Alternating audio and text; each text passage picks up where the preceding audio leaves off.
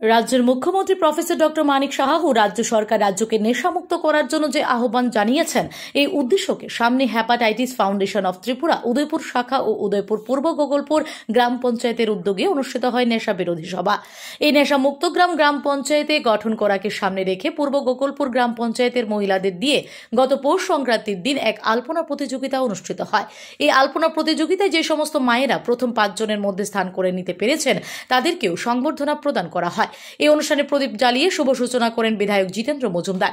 এছাড়াও উপস্থিত ছিলেন হ্যাপাটাইটিস ফাউন্ডেশন অফ ত্রিপুরার প্রতিষ্ঠাতা সভাপতি প্রফেসর ডক্টর প্রদীপ ভৌমিক, গোমতী জেলার অতিরিক্ত পুলিশ সুপার সাবিক দে। সভায় সভাপতিত্ব করেন পূর্ব গোকুলপুর গ্রাম পঞ্চায়েতের প্রধান পুষ্প দাস।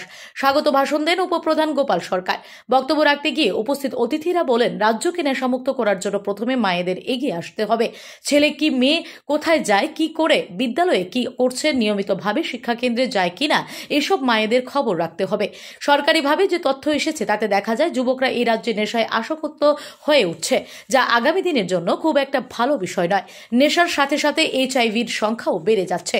এর মধ্যে উদয়পুর পূর্ব গোকুলপুর গ্রাম পঞ্চায়েত ও hepatitis foundation of Tripura Udaipur শাখার উদ্যোগে এই গ্রাম পঞ্চায়েতকে নেশামুক্ত গ্রাম পঞ্চায়েত হিসেবে গড়ে তুলতে যে প্রয়াস নেওয়া হয়েছে তাকে সাধুবাদ জানিয়েছেন উপস্থিত অতিথিরা। অনুষ্ঠান গত পৌষ সংক্রান্তি উপলক্ষে যে আলপনা প্রতিযোগিতা অনুষ্ঠিত হয়েছে তার মধ্যে যারা বিচারকদের রায়ে প্রথম, দ্বিতীয়, তৃতীয়, চতুর্থ ও পঞ্চম স্থান অধিকার করেছে তাদের হাতে পুরস্কার তুলে দেন উপস্থিত অতিথিরা।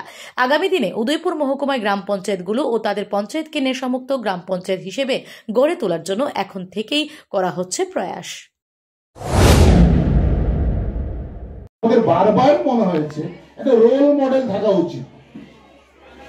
আমি ট্রাক নেব না, কেন নিই? আমি যখন একাকিত্ব বোধ করি, কতগুলি আমাদের সমাজের কতগুলি দিক আছে।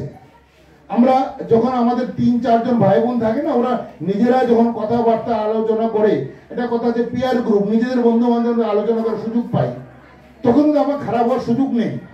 কারণ আমার বন্ধু বান্ধব বলে চল তোর পড়াশোনা করি, আবার বলছি চল গোল্লাছুট খেলি। ফুটবল না খেললাম, ক্রিকেট না খেললাম, গোল্লাছুট করতে আমার কোনো বাধা দিচ্ছে না। সেই যে জায়গাটা, সেটা কিন্তু আস্তে আস্তে কোথাও হারিয়ে যাচ্ছে। আমাকে সেই জায়গাটা আমরা যত আমাদের ঐতিহ্যের মধ্যে ফিরে যাব তত ভালো হবে।